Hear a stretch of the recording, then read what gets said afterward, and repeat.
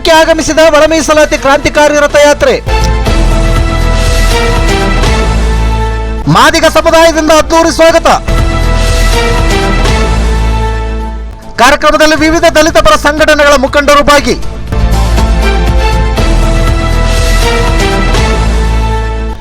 ವೀಕ್ಷಕರ, ಬಳ್ಳಾರಿ ಜಿಲ್ಲೆ ಸಂಡೂರು ತಾಲೂಕು ಸಂಡೂರು ಪಟ್ಟಣಕ್ಕೆ ಒಳ ಮೀಸಲಾತಿ ಕ್ರಾಂತಿಕಾರಿ ರಥಯಾತ್ರೆ ಆಗಮಿಸಿದ್ದು ಸಂಡೂರು ತಾಲೂಕಿನ ಮಾದಿಗ ಸಮುದಾಯದಿಂದ ಅದ್ದೂರಿಯಾಗಿ ಸ್ವಾಗತ ಕೋರಲಾಯಿತು. ಪಟ್ಟಣದ ಮಿನಿ ವಿಧಾನಸೌಧದ ಮುಂಭಾಗದಲ್ಲಿ ರಥವನ್ನು ಸ್ವಾಗತ ಕೋರಿ ಅಲ್ಲಿಂದ ವಿಜಯ ಸರ್ಕಲ್ಗೆ ಪಾದಯಾತ್ರೆ ಮೂಲಕ ತೆರಳಿ ವಿಜಯ ಸರ್ಕಲ್ನಲ್ಲಿ ಪಟಾಕಿ ಸಿಡಿಸಿ ನಂತರ ಪುರಸಭೆ ಬಸ್ ಸ್ಟ್ಯಾಂಡ್ನಲ್ಲಿ ಓಪನ್ ಸ್ಟೇಜ್ನಲ್ಲಿ ಒಳ ಮೀಸಲಾತಿ ಹೋರಾಟದ ರೂವಾರಿಗಳಾಗಿದ್ದ BR ಭಾಸ್ಕರ್ ಪ್ರಸಾದ್ ಸೇರಿದಂತೆ ಇನ್ನುಳಿದ 30 ಜನ ಒಳ ಮೀಸಲಾತಿ ಹೋರಾಟಗಾರರಿಗೆ ಅದ್ದೂರಿಯಾಗಿ ಗೌರವ ಸನ್ಮಾನ ಮತ್ತು ಪುಷ್ಪಾರ್ಚನೆ ಮೂಲಕ ಗೌರವಿಸಲಾಯಿತು.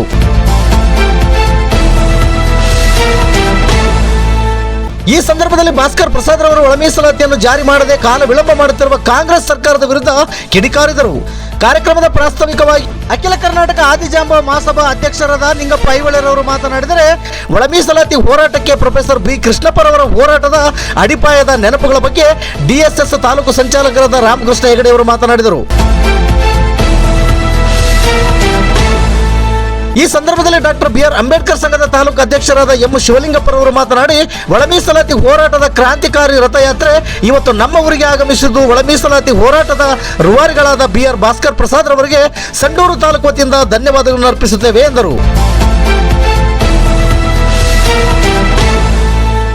ಕಾರ್ಯಕ್ರಮದಲ್ಲಿ ಸಂಡೂರು ತಾಲೂಕಿನ ವಿವಿಧ ದಲಿತ ಪರ ಸಂಘಟನೆಗಳ ಮುಖಂಡರು ಮತ್ತು ಮಾದಿಗ ಸಮುದಾಯದ ಕಾರ್ಯಕರ್ತರು ಉಪಸ್ಥಿತರಿದ್ದರು. ವರದಿಗಾರರು KK ಮೆಹಬೂಬ್ ಬಾಷಾ. ಇದು ಗರುಡ ನ್ಯೂಸ್. ನಾನು ಮಲ್ಲೇಶ್ ಕಮತೂರು.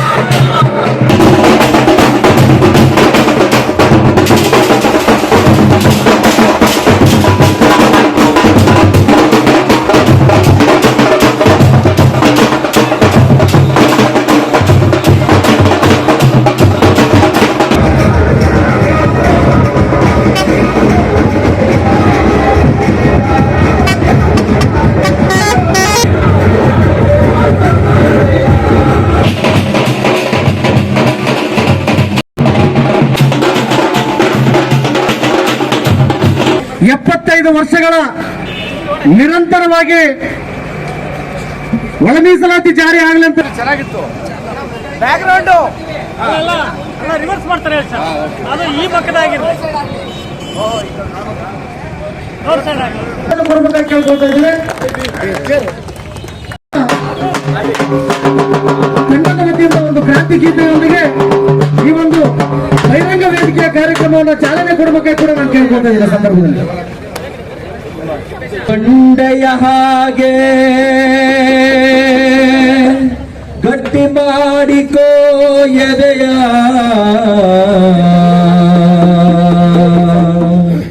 ಆ ಕಲ್ಲೇ ಕೊನೆಗೊಮ್ಮೆ ಮೂರ್ತಿಯಾಗುವುದು ಗೆಳೆಯ, ಆ ಕಲ್ಲೇ ಕೊನೆಗೊಮ್ಮೆ ಮೂರ್ತಿಯಾಗುವುದು ಗೆಳೆಯ. ಕಲ್ಲು ಬಂಡೆಯ ಹಾಗೆ ಗಟ್ಟಿ ಮಾಡಿಕೋ ಎದೆಯ, ಕಲ್ಲು ಬಂಡೆಯ ಹಾಗೆ ಗಟ್ಟಿ ಮಾಡಿಕೋ ಎದೆಯ, ಆ ಕಲ್ಲೇ ಕೊನೆಗೊಮ್ಮೆ ಮೂರ್ತಿಯಾಗುವುದು ಗೆಳೆಯ, ಆ ಕಲ್ಲೇ ಕೊನೆಗೊಮ್ಮೆ ಮೂರ್ತಿಯಾಗುವುದು ಗೆಳೆಯ.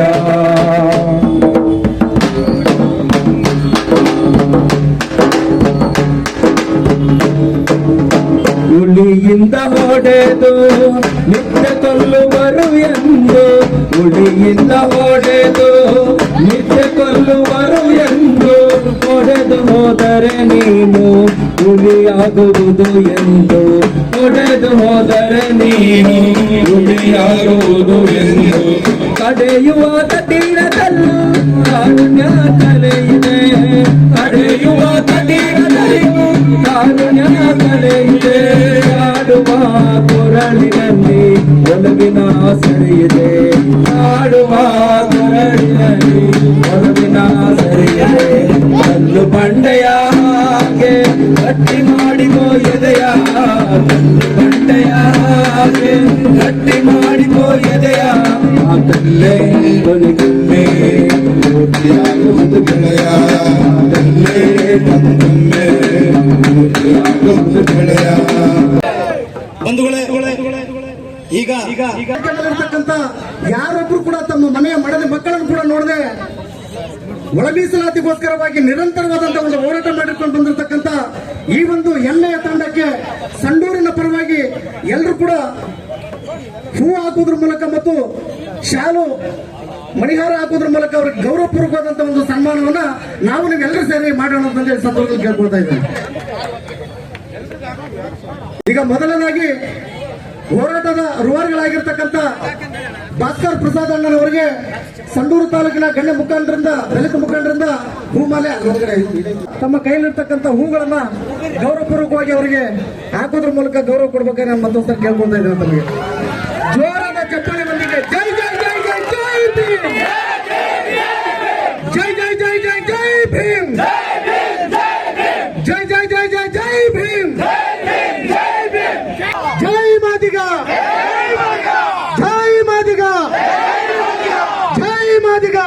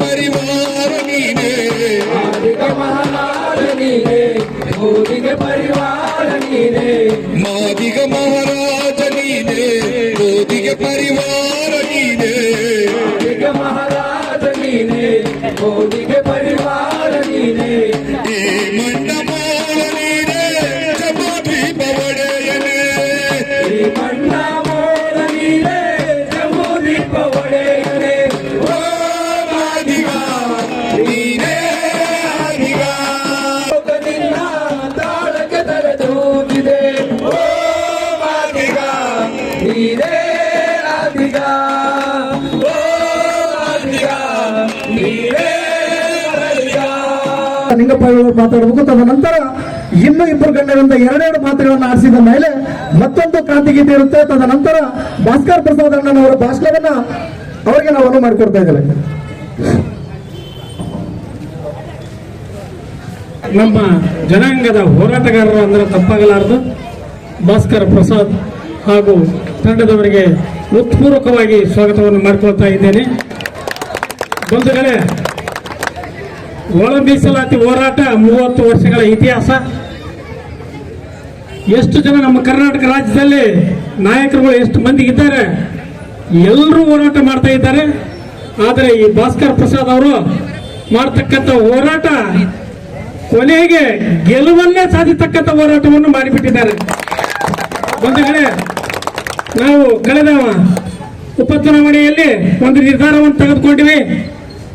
ಒಳ ಮೀಸಲಾತಿ ಜಾರಿಯಾಗುವವರೆಗೂ ನಾವು ಯಾವುದೇ ಚುನಾವಣೆಯಲ್ಲಿ ಭಾಗವಹಿಸುವುದಿಲ್ಲ, ಯಾರಿಗೂ ಮತವನ್ನು ಹಾಕುವುದಿಲ್ಲ ಅಂತಕ್ಕಂಥ ಒಂದು ನಿರ್ಣಯವನ್ನು ನಮ್ಮ ಜನಾಂಗದಿಂದ ಮೊಟ್ಟ ಮೊದಲ ಬಾರಿಗೆ ನಾವು ಅವತ್ತು ಘೋಷಣೆಯನ್ನು ಮಾಡಿದ್ದೀವಿ.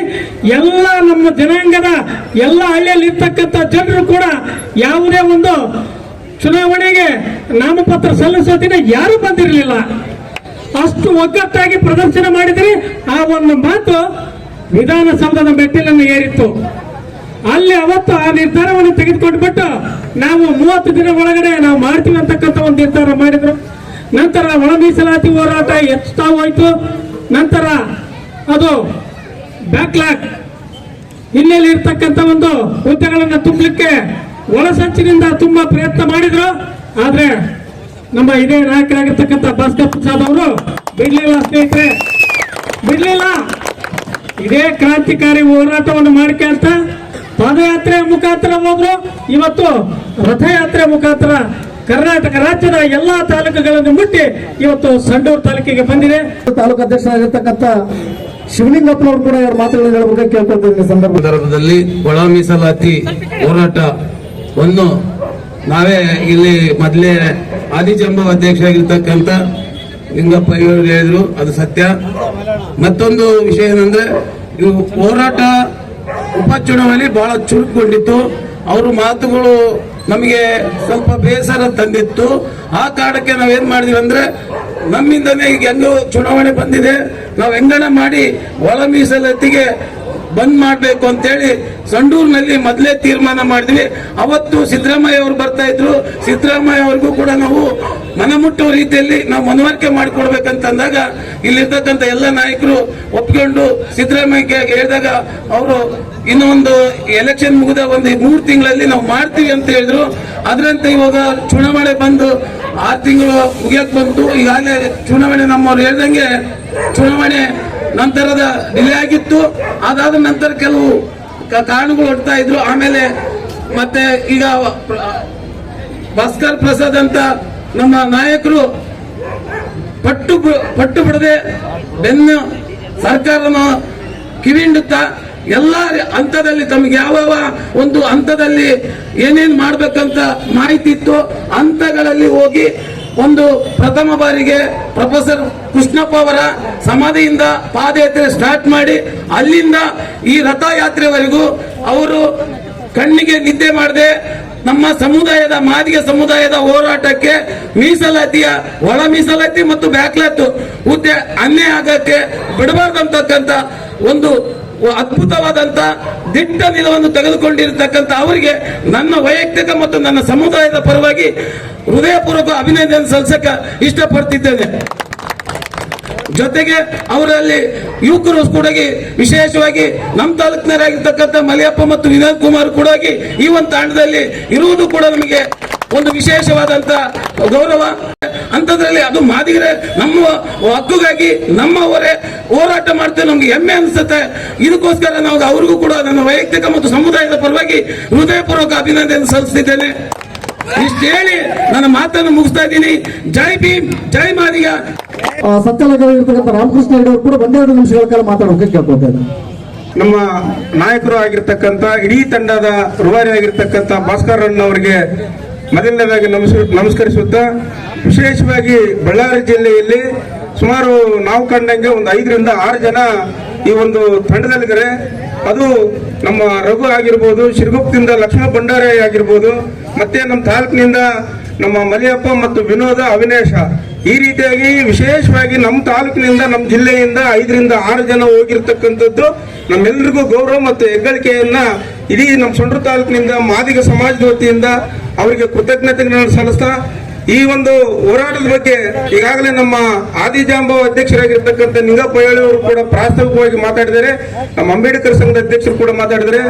ಈಗಾಗಲೇ ಸುಮಾರು ನಾವು ನೆಲಮಂಗಲದಲ್ಲಿ ತಾವು ಪಾದಯಾತ್ರೆ ಹೋಗ್ತಕ್ಕಂಥ ಸಂದರ್ಭದಲ್ಲಿ ನಮ್ಮ ಹಿರಿಯರಾಗಿರ್ತಕ್ಕಂಥ ನಮ್ಮ ಸೊಂಡ್ರು ತಾಲೂಕಿನಲ್ಲಿರ್ತಕ್ಕಂಥ ಎಲ್ಲ ನಮ್ಮ ಮುಖಂಡರಾಗಿರ್ತಕ್ಕಂಥ ನಮ್ಮ ದಲಿತ ಸಂಘರ್ಷ ಸಮಿತಿ ಹಿರಿಯ ಮುಖಂಡರಾಗಿರ್ತಕ್ಕಂಥ ಮರಸಮ್ಮಣ್ಣವರಾಗಿರ್ಬೋದು, ನಿಂಗಪ್ಪ ಆಗಿರ್ಬೋದು, ಹನುಮಂತ ರೆಡ್ಡಿಣ್ಣವರಾಗಿರ್ಬೋದು, ನಮ್ಮ ಸ್ನೇಹಿತರಾಗಿರ್ತಕ್ಕಂಥ ಸುಬ್ಬಣ್ಣವರಾಗಿರ್ಬೋದು, ಮಲ್ಲೇಶ್ ಕಂತೂರಣ್ಣವರಾಗಿರ್ಬೋದು, ಬಸವರಾಜ್ ಭೂಸ್ಲೆ ಆಗಿರ್ಬೋದು, ಮತ್ತೆ ಗಣೇಶ್ ಹೆಗಡೆ ಆಗಿರ್ಬೋದು, ಎಲ್ಲರೂ ಕೂಡ ಚರ್ಚೆ ಮಾಡಿ ಇಡೀ ರಾಜ್ಯದಲ್ಲಿ ಏನೋ ಒಂದು ರೀತಿಯಾಗಿ ಇದು ಅಭಾಸ ಆಗ್ತಕ್ಕಂಥ ಕಾರ್ಯಕ್ರಮ ಅನಿಸ್ಕೋಬಾರ್ದು. ನಾವು ಸಂಡೂರು ತಾಲೂಕಿನಿಂದ ಎಲ್ಲ ಮಾದಿಗ ಸಮಾಜದ ವತಿಯಿಂದ, ಕೃಷ್ಣಪ್ಪನವ್ರ ಸಮಾಜ ಸಂಘಟನೆ ವತಿಯಿಂದ ನಾವು ಬೆಂಬಲ ಕೊಡ್ಬೇಕು. ನಮ್ಮನ್ನ ನೋಡಿ ಬೇರೆ ಬೇರೆ ತಾಲೂಕಿನವರು ಕೂಡ ಅವ್ರೇನಾದ್ರೂ ಹೆಚ್ಚು ಕಮ್ಮಿ ಇದ್ರು ಕೂಡ ಅವರು ಕೂಡ ಭಾಗವಹಿಸ್ಬೇಕಂತಕ್ಕಂಥ ಇಂಡಕ್ಷನ್ ಇಟ್ಕೊಂಡು ನಾವು ನೆಲಮಂಗಲದಿಂದ ಸುಮಾರು 20 ಕಿಲೋಮೀಟರ್ ನಡೆದು ಅವತ್ತಿನ ದಿನದಲ್ಲಿ ನಡೀತಕ್ಕಂಥ ಕಾರ್ಯಕ್ರಮಕ್ಕೆ ನಾವು ಬೆಂಗಳೂರಿಗೆ ಹೋಗಿದ್ವಿ. ತದನಂತರ ಈಗಾಗಲೇ ಕೃಷ್ಣಪ್ಪನವ್ರ ಸಮಾಧಿಯಿಂದ ಪಾದಯಾತ್ರೆಯನ್ನ ಮುಗಿಸಿಕೊಂಡು ಮತ್ತೆ ರಥಯಾತ್ರೆಯನ್ನ 72 ದಿನಗಳ ಕಾಲ ಸುದೀರ್ಘವಾಗಿ ಮನೆ ಮಠ ಬಿಟ್ಟು, ಹೆಂಡತಿ ಮಕ್ಕಳುಗಳನ್ನು ಬಿಟ್ಟು, ಸಂಸಾರಗಳನ್ನು ಬಿಟ್ಟು, ಎಲ್ಲವನ್ನು ಬಿಟ್ಟು ಈ ಒಂದು ಸಮಾಜದ ಏಳಿಗಾಗಿ ಒಳ ಮೀಸಲಾತಿ ವಿಚಾರವಾಗಿ ಈ ಒಂದು ರಥವನ್ನ ಸಂಡೂರು ತಾಲೂಕಿಗೆ ತಂದಿರತಕ್ಕಂಥದ್ದು. ಸಂಡೂರು ತಾಲೂಕಿನ ಮಾದಿಗ ಸಮಾಜದ ವತಿಯಿಂದ ತಮಗೆ ಕೃತಜ್ಞತೆಗಳನ್ನು ಮತ್ತೊಮ್ಮೆ ಮುಗಿದನ್ನು ಸಲ್ಲಿಸ್ತಾ, ಈಗಾಗಲೇ ಈ ಒಂದು ಹೋರಾಟ ಈ ನಾಡಲ್ಲಿ ಕರ್ನಾಟಕದಲ್ಲಿ ಸರಿಸುಮಾರು ಬಹುಶಃ 5 ಹೋರಾಟ ಅಂತಕ್ಕಂಥದ್ದು ನಾವು ಕಂಡುಕೊಂಡಿದ್ದೀವಿ. ವಿಶೇಷವಾಗಿ ಕೃಷ್ಣಪ್ಪನವ್ರ ಸಂಘಟನೆಯರು ಕೂಡ ಅತಿ ಹೆಚ್ಚಿನ ಮಟ್ಟದಲ್ಲಿ ಈ ಒಂದು ಒಳ ಮೀಸಲಾತಿ ವಿಚಾರವಾಗಿ ರಾಜ್ಯ ಸರ್ಕಾರಕ್ಕೆ ಎಚ್ಚರಿಕೆ ಕೊಟ್ಟಿದ್ರು. ಈ ರಾಜ್ಯದಲ್ಲಿ ಛಲವಾದಿ ಮತ್ತು ವಲಯ ಮತ್ತು ಕೊರಚ ಲಂಬಾಣಿ ಒಡ್ಡ ಕಿಳೆಕಾಟ ಈ ರೀತಿಯಾಗಿ ಯಾವುದೇ ಗೊಂದಲ ಆಗಬಾರದು. ಸರ್ಕಾರದಲ್ಲಿ ಎಲ್ಲ ಜಾತಿಗೆ ಅನುಗುಣವಾಗಿ ಮೀಸಲಾತಿ ಸಿಗ್ಬೇಕಂತಕ್ಕಂಥ ಸೂಕ್ಷ್ಮತೆಯನ್ನು ಅರ್ಥ ಮಾಡ್ಕೊಂಡು ಅವತ್ತು ಕೃಷ್ಣಪ್ಪನವರು ಯಾವ ಜಾತಿಯನ್ನು ಬಿಡದಂಗೆ ಒಂದು ಹೋರಾಟದ ಒಕ್ಕಟ್ಟು ಅಲ್ಲಿಂದ ಇಲ್ಲಿವರೆಗೂ ಕೂಡ ಯಾರನ್ನೂ ಕೂಡ ಈ ರಾಜ್ಯದಲ್ಲಿ 101 ಜಾತಿಯಲ್ಲಿ ಗಲಾಟೆಗಳು ಮಾಡ್ಕೊಂಡಿಲ್ಲ. ಇಲ್ಲಿವರೆಗೂ ಕೂಡ ನಾವು ಕೇಳ್ತಕ್ಕಂಥ ಉದ್ದೇಶ ಏನು, ಜಾತಿಗೆ ಅನುಗುಣವಾಗಿ ಮಾದಿಗರು ಎಷ್ಟಿದ್ದಾರೆ, ಛಲವಾದರು ಎಷ್ಟಿದ್ದಾರೆ, ಲಂಬಾಣರು ಎಷ್ಟಿದ್ದಾರೆ, ಕೊರಚರು ಎಷ್ಟಿದ್ದಾರೆ, ಒಡ್ರು ಎಷ್ಟಿದ್ದಾರೆ, ಸಾಮಾಜಿಕ ನ್ಯಾಯ ಕೊಡ್ರಿ. ಅಸ್ಪೃಶ್ಯತೆ ಉಂಡಿರ್ತಕ್ಕಂಥ ನಾವು ಇವತ್ತಿಗೆ ಮಾದಿಗರು ಕುಣಿ ತೆಗಿತೀವಿ, ದನ ಒತ್ತಾಗ್ತೀವಿ, ಹಬ್ಬ ಹರಿದಿನಗಳಲ್ಲಿ ಕಸ ಬೆಳಿತೀವಿ. ಆದ್ರೆ ಅಸ್ಪೃಶ್ಯತೆ ಅಂಶ ಅನುಭವಿಸ್ತಕ್ಕಂಥ ನಮಗೆ ಸಾಮಾಜಿಕ ನ್ಯಾಯ ಸಿಕ್ಕಿಲ್ಲ.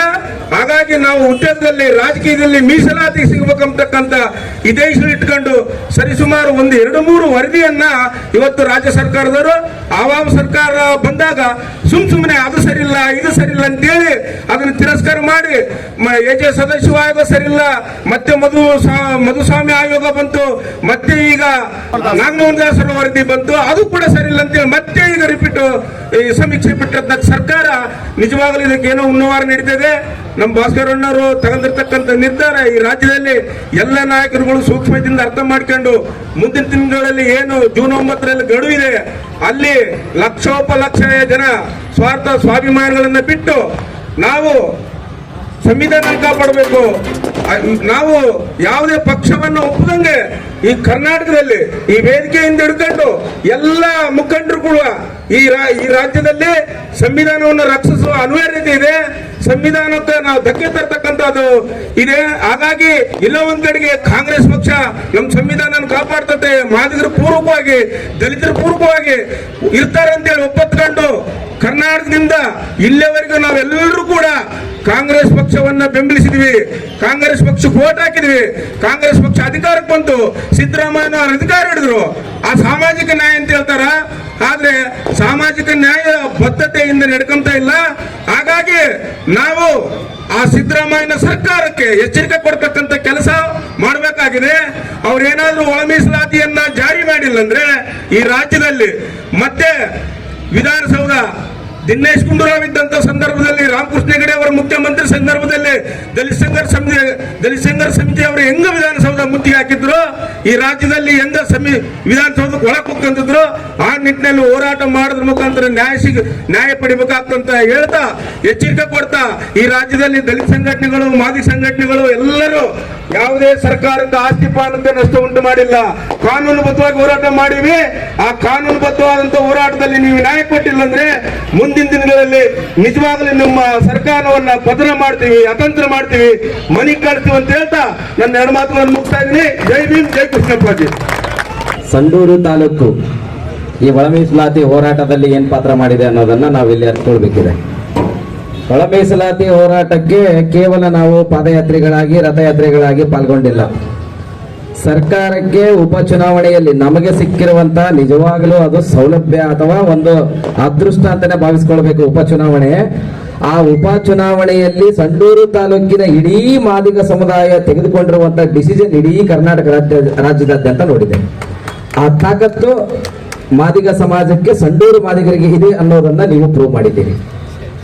ಯಾವುದೇ ಪಕ್ಷದ ನಾಮಿನೇಷನ್ಗೆ ಹೋಗಿಲ್ಲ ಅನ್ನುವಂಥದ್ದು ಎಷ್ಟು ಸತ್ಯನೋ, ಈ ಒಂದು ತಾಲೂಕಿನ ಮಾದಿಗರ ಸ್ಥಿತಿಗತಿಗಳ ಅಧ್ಯಯನದ ಬಗ್ಗೆ ಸರ್ಕಾರಕ್ಕೆ ಎಷ್ಟು ಬಿಸಿ ಮುಟ್ಟಿದೆ ಅನ್ನುವಂತಹ ಅಷ್ಟೇ ಸತ್ಯವನ್ನ ಕುರೆಕೊಪ್ಪ ತಂಡ ಕೂಡ ಮಾಡಿದೆ. ಆ ಆರ್ಥಿಕ ಅಂಕಿಅಂಶಗಳಾಗಿರಲಿ, ನಮಗಿರುವಂತಹ ಸೌಲಭ್ಯಗಳಾಗಿರಲಿ, ನಮ್ಮ ಜನಸಂಖ್ಯೆಗೆ ಅನುಗುಣವಾಗಿ ದೊರಕಲಾರದಂತಹ ಅವಕಾಶಗಳಾಗಿರಲಿ, ಅವೆಲ್ಲವನ್ನ ಮನಗಂಡು ನೋಡಿದ್ರೆ ನಾವಿಲ್ಲಿರುವಂತಹ ಜನಸಂಖ್ಯೆ ಸಂಡೂರು ತಾಲೂಕಿನಲ್ಲಿ ಎಷ್ಟಿದ್ದೀವಿ, ನಮಗೆ ಏನೆಲ್ಲ ಪರಿಶಿಷ್ಟ ಜಾತಿಯ ಸೌಲಭ್ಯಗಳು ಸಿಕ್ಕಿದವನ್ನುವಂತಹ ಒಂದು ವರದಿಯನ್ನ ಹೊರಗೆ ಬಿಟ್ರಲ್ಲ, ಅವಾಗ ಮಾದಿಗ ಸಮುದಾಯ ಎಚ್ಚೆತ್ಕೊಳ್ತಾ ಅದು ಸಂಡೂರು ತಾಲೂಕಿನ ಮಾದಿಗರು ಮಾಡಿದ ತಾಕತ್ತು. ಇದನ್ನ ಅನೇಕ ಕ್ಷೇತ್ರಗಳು ಇವತ್ತು ನಮ್ಮ ಕಡೆ ತಿರುಗಿ ನೋಡ್ತಾ ಇದ್ದಾರೆ. ಸಂಡೂರಿನ ಮಾದಿಗರ ಕಡೆ ತಿರುಗಿ ನೋಡ್ತಿದ್ದಾರೆ, ಸಂಡೂರಿನ ಮಾದಿಗರ ನಿರ್ಧಾರದ ಬಗ್ಗೆ ತಿರುಗಿ ನೋಡ್ತಿದ್ದಾರೆ. ಸಂಡೂರಿನ ಮಾದಿಗರು ಇನ್ನೊಂದು ವಿಶೇಷವಾಗಿ ಆಡಳಿತ ಕಾಂಗ್ರೆಸ್ ಸರ್ಕಾರಕ್ಕೆ ಒಂದು ಎಚ್ಚರಿಕೆಯನ್ನ ಕೊಟ್ಟಿದ್ದಾರೆ. ನಾವು ಮನಸ್ಸು ಮಾಡಿದ್ರೆ ಗೆಲ್ಲಿಸ್ತೀವಿ ಅಂತ ಗೆಲ್ಸಿದ್ದಾರೆ. ನೆಕ್ಸ್ಟ್ ಒಂದು ಎಚ್ಚರಿಕೆ ಕೊಡ್ತಾ ಇದೀವಿ, ನಾವು ಮನಸ್ಸು ಮಾಡಿದ್ರೆ ಸೋಲಿಸ್ತೀವಿ ಅಂತ. ಸೋಲಿಸ್ತೀವಿ ಕೂಡ, ಅದು ಸಂಡೂರು ಮಾದಿಗರಿಗೆ ತಾಕತ್ತಿದೆ. ನಾವು ಮನಸ್ಸು ಮಾಡಿದ್ರೆ ಸೋಲಿಸ್ತೀವಿ, ನಾವು ಮನಸ್ಸು ಮಾಡಿದ್ರೆ ಗೆಲ್ಲಿಸ್ತೀವಿ. ಆ ತಾಕತ್ತು ಸಂಡೂರಿನ ಮಾದಿಗರಿಗಿದೆ ಅನ್ನೋದನ್ನ ಗೆಲ್ಸೋದ್ರ ಮೂಲಕ ತೋರಿಸಿದೀವಿ. ನಿಮ್ಗೆ ಸೋಲು ಬೇಕಂದ್ರೆ ಒಳ ಮೀಸಲಾತಿ ಜಾರಿ ಮಾಡದೇ ಇದೆ, ನಾವು ನೋಡ್ತೇವೆ. ಇದನ್ನ ನಾವು ನನ್ನ ತಾಯಿ ನೆಲವಾಗಿರುವಂತಹ ಈ ಸಂಡೂರಿನಲ್ಲಿ ನಿಂತ್ಕೊಂಡು ಯಾಕೆ ಮಾತಾಡ್ತಿದ್ದೀನಿ ಅಂದ್ರೆ, ನಮ್ಮ ಶಾಸಕರು ವಿಧಾನಸೌಧದಲ್ಲಿ ಒಂದು ದಿನವಾದ್ರೂ ನಮ್ಮ ನೋವುಗಳ ಬಗ್ಗೆ ಅವರು ಮಾತಾಡಬೇಕು. ವಿಧಾನಸೌಧದಲ್ಲಿ ಮಾತಾಡಿ ಆಡಳಿತ ಕಾಂಗ್ರೆಸ್ ಸರ್ಕಾರಕ್ಕೆ ನಮ್ಮ ನೋವಿನ ಬಗ್ಗೆ ಹೇಳ್ಬೇಕು. ಅವರು ಅದನ್ನ ಹೇಳದೆ ಹೋದ್ರೆ ಮುಂದಿನ ದಿನಮಾನಗಳಲ್ಲಿ ನಾವು ಯಾರ ಮನೆಗೂ ಮತ ಕೇಳಲಿಕ್ಕೆ ಹೋಗೋದಿಲ್ಲ, ನೀವು ಬರೋದು ಬೇಡ ನಮ್ಮ ಮನೆಗಳಿಗೆ. ನಮ್ಮ ನೋವನ್ನ ನೀವು ಅರ್ಥ ಮಾಡಿಕೊಂಡ್ರೆ ಮಾತ್ರ ನೀವು ನಮ್ಮವರು.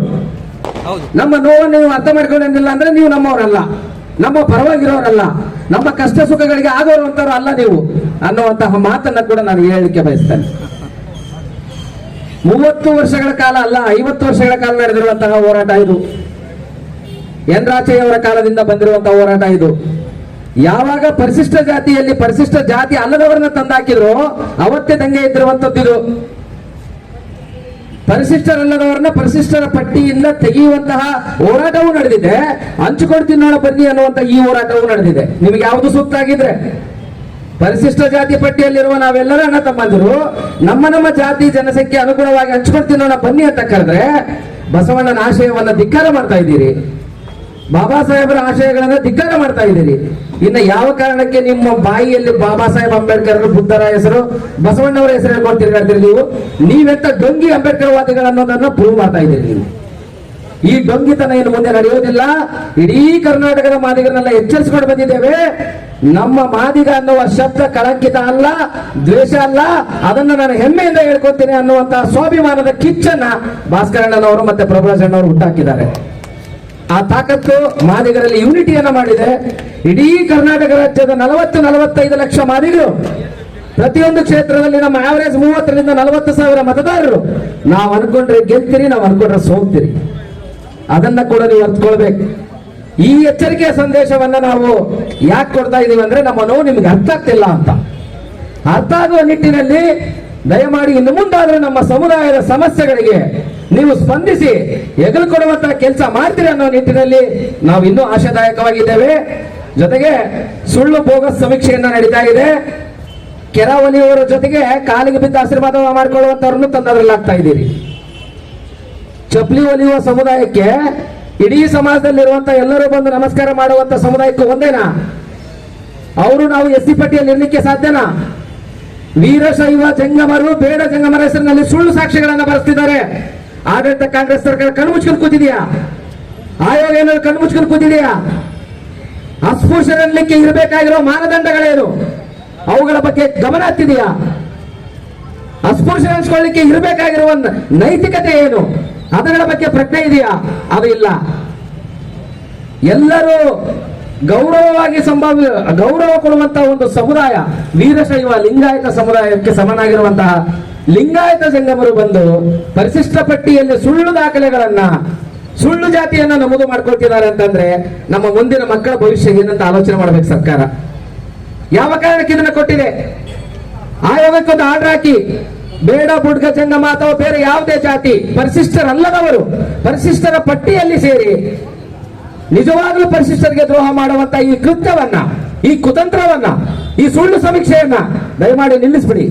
ಮಾಡೋದಾದ್ರೆ ಪ್ರಾಮಾಣಿಕವಾಗಿ ಮಾಡಿ ನಮಗೆ ನ್ಯಾಯ ಕೊಡಿ. ಇಲ್ಲವಾದ್ರೆ ನೀವು ಸಮೀಕ್ಷೆ ಮಾಡೋದೇ ಬೇಡ. ದತ್ತಾಂಶ ಅಂದ್ರೆ ಏನು, ಎಂಪೆರಿಕಲ್ ಡಾಟಾ ಅಂದ್ರೆ ಏನು ಅಂತಕ್ಕಂಥದನ್ನ ಭಾಸ್ಕರಣ್ಣವ್ರು ಹೇಳ್ತಾರೆ. ನಮ್ಮ ತಂಡಕ್ಕೆ ಕೇವಲ ಈ ಸರ್ಕಾರ, ನಮ್ಮ ಅಡ್ವೈಸ್ ಮಾಡುವಂತ ನಮ್ಮ ಲಾಯರ್ಗಳಿಗೆ ಈ ಸರ್ಕಾರ 1 ತಾಸು ಸಮಯ ಕೇಳಿದ್ರೆ ಕೊಟ್ಟಿಲ್ಲ. ಒಳ ಮೀಸಲಾತಿಯನ್ನು ಹೆಂಗ್ ಜಾರಿ ಮಾಡೋದು ನಾವ್ ಹೇಳ್ತೀವಿ, ನಮಗೆ 1 ತಾಸು ಸಮಯ ಕೊಡಿ ಅಂತ ಕೇಳಿದ್ರೆ ಕೊಟ್ಟಿಲ್ಲ. ಇಂತಹ ಸರ್ಕಾರ ಒಳ ಮೀಸಲಾತಿಯನ್ನ ಯಥಾವತ್ತಾಗಿ ನ್ಯಾಯಬದ್ಧವಾಗಿ ಜಾರಿ ಮಾಡುತ್ತೆ ಅನ್ನುವ ಯಾವುದೇ ನಂಬಿಕೆ ನಮಗಿಲ್ಲ. ಒಳ ಮೀಸಲಾತಿ ಜಾರಿ ಮಾಡಲಿಕ್ಕೆ ನೀವು ನೇಮಕ ಮಾಡಿರುವಂತಹ ಸಮೀಕ್ಷೆ ಬೋಗಸ್. ನಮ್ಮವರೇ ವಾದ ಮಾಡಿಕೊಳ್ಳಿ, ನಮ್ಮವರೇ ಕೋರ್ಟ್ಗೆ ಹೋಗ್ಲಿ, ನಮ್ಮವರೇ ಮತ್ತೆ ಬೀದಿಗಳಿವೆ ಅನ್ನುವಂತಹ ನೆಪಕ್ಕೆ ಈ ಸಮಿತಿಯನ್ನು ನೇಮಕ ಮಾಡಿದಿರಿ ನೀವು.